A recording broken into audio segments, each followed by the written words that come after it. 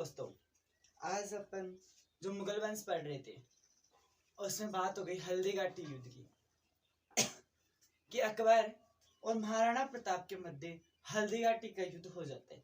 हल्दी घाटी का युद्ध समाप्त होता है और कोई निर्णय नहीं निकलता।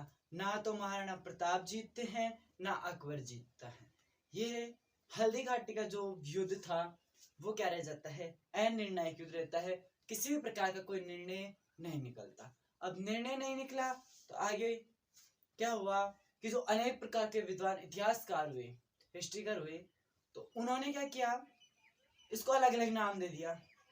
कि नामकरण किया किसके आधार पे, इस युद्ध की कि हल्दी घाटी युद्ध को और किन किन नामों से जाना जा सकता है आगे आने वाले समय में। तो एक नाम दिया खमनोर का युद्ध।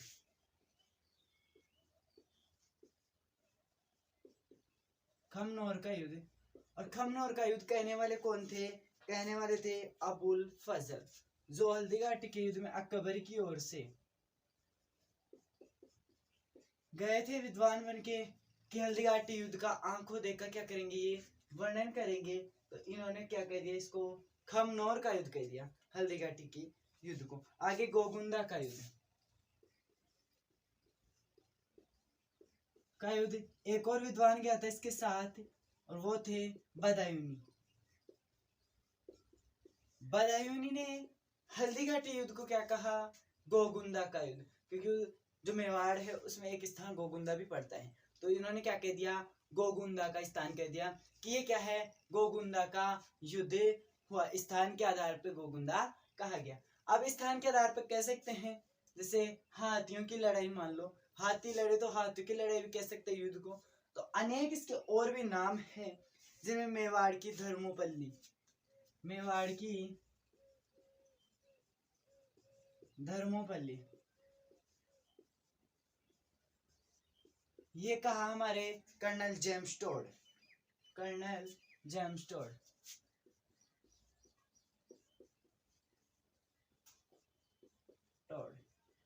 जिसे घोड़े वाले बाबा के नाम से भी जाना जाता है। ये हमारे राजस्थान के इतिहासकार हुए थे। अंग्रेजी जब साम्राज्य भारत में विकसित हुआ उस टाइम इन्होंने राजस्थान का इतिहास लिखा और इसे राजस्थान के इतिहासकार के नाम से जाना जाता है। इसको कर्नल जेम्स टोड को, जिसने हल्दी घाटी युद्ध को क्या कहा, मेवाड़ की धर्मोपल्ली करके दिया, दर्जा दिया। अब बात करें आगे, तो अनिर्णायक युद्ध,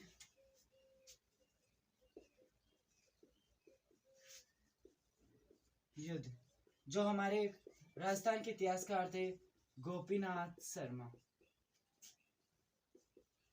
इन्होंने हमारे हल्दी घाटी युद्ध को अनिर्णायक युद्ध का नाम दिया।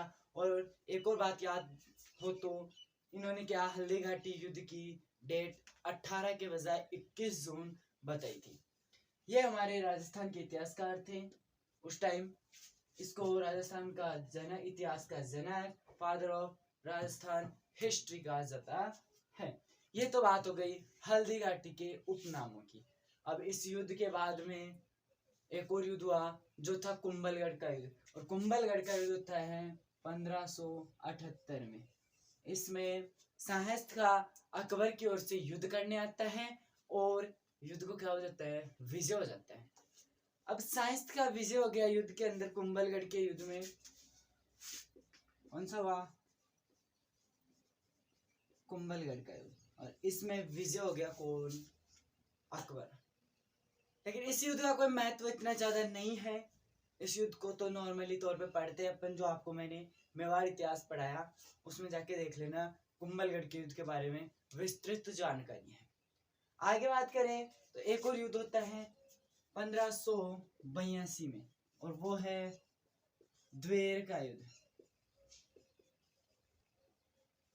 द्वेर का युद्ध होता है 1582 के अंदर।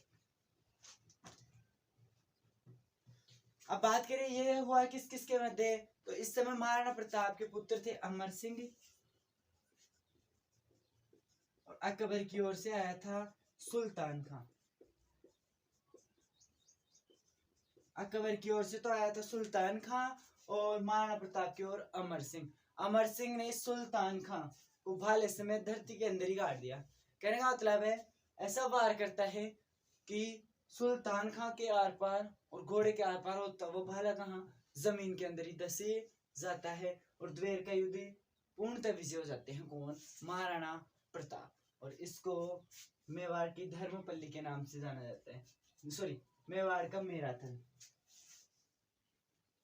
मेवाड़ का मैराथन के नाम से जाना जाता है किस युद्ध को, द्वेर के युद्ध को, और इसको मेवाड़ की धर्मपल्ली कहा जाता है। ये तो युद्ध हुए किस किस के मध्य, महाराणा प्रताप और अकबर के मध्य। युद्धों की क्या हुई, बातें कंप्लीट हुई।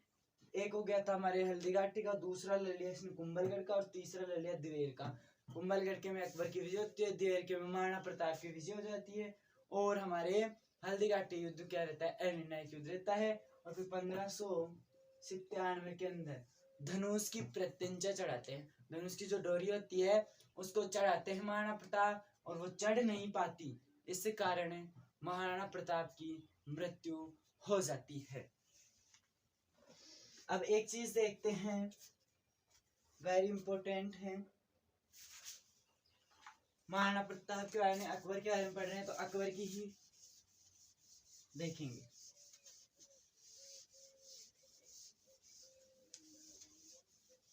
अकबर के प्रमुख सिक्कों की बात करते हैं।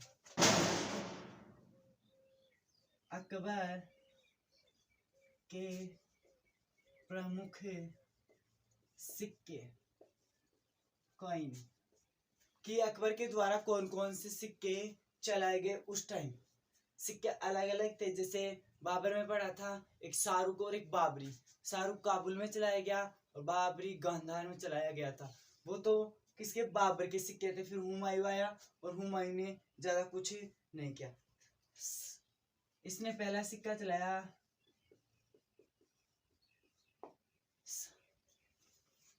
ससंभ सिक्का, सोने का सबसे बड़ा सिक्का था ये क्या था, सोने का सबसे बड़ा सिक्का।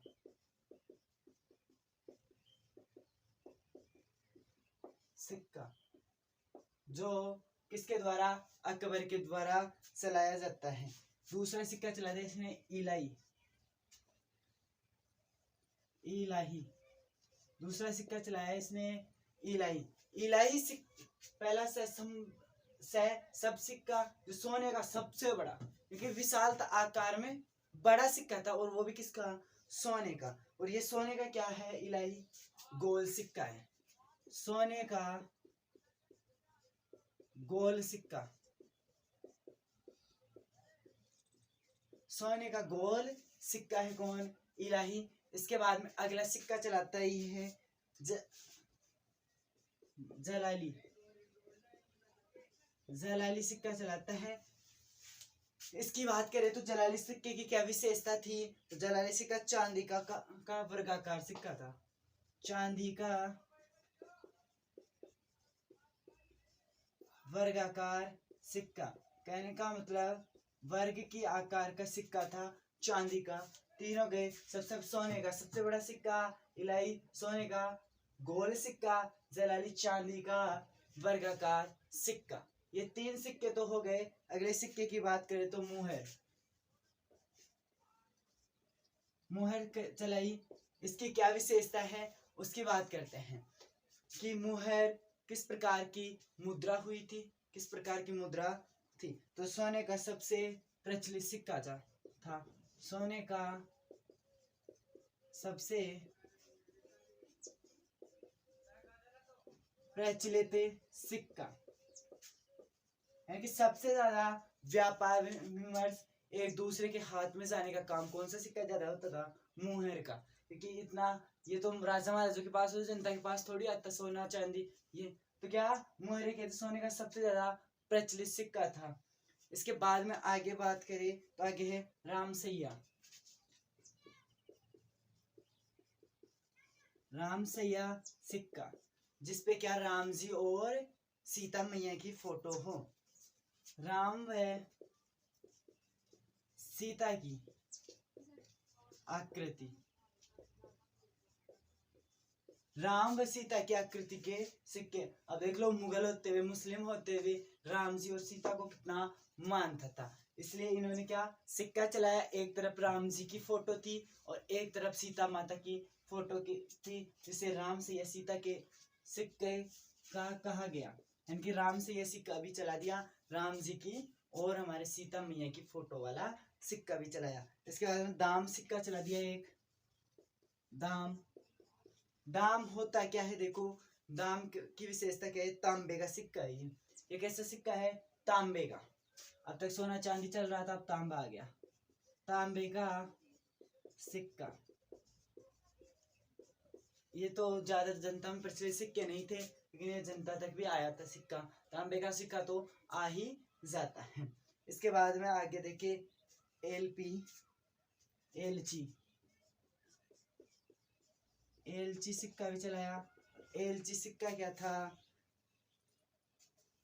कुछ समय के लिए चला, ये कहना कुछ समय के लिए प्रचलन में आया।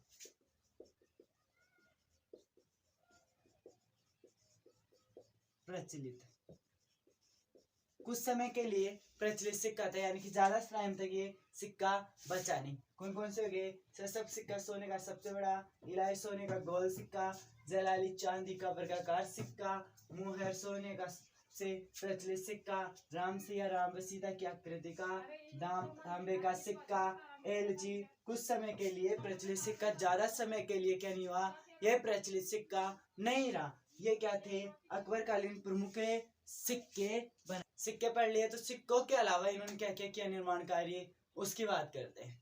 कि सिक्के तो यही सिक्के बनाए, लेकिन निर्माण कार्य क्या क्या करता है, कि निर्माण किसी भी चीज का हो सकता है, संबंधित हो सकता है, यानी कि स्थापत्य कला हो, जो अपन अगली क्लास के अंदर बात करेंगे कि इन्होंने क्या क्या निर्माण किया अपने जीवन में। जैसे लाहौर का किला बनवाया, इसके अलावा इलाहाबाद का किला बनवाया, आगरा के अंदर लाल किला बनवाया। ये सब किसने किए, अकबर ने निर्माण कार्य किए। आगरा का किला नहीं, तो आगरा में एक लाल किले का निर्माण करवाया अकबर ने। उसकी बात करते हैं अगले चैप्टर में, और इसके लिए धन्यवाद आपको।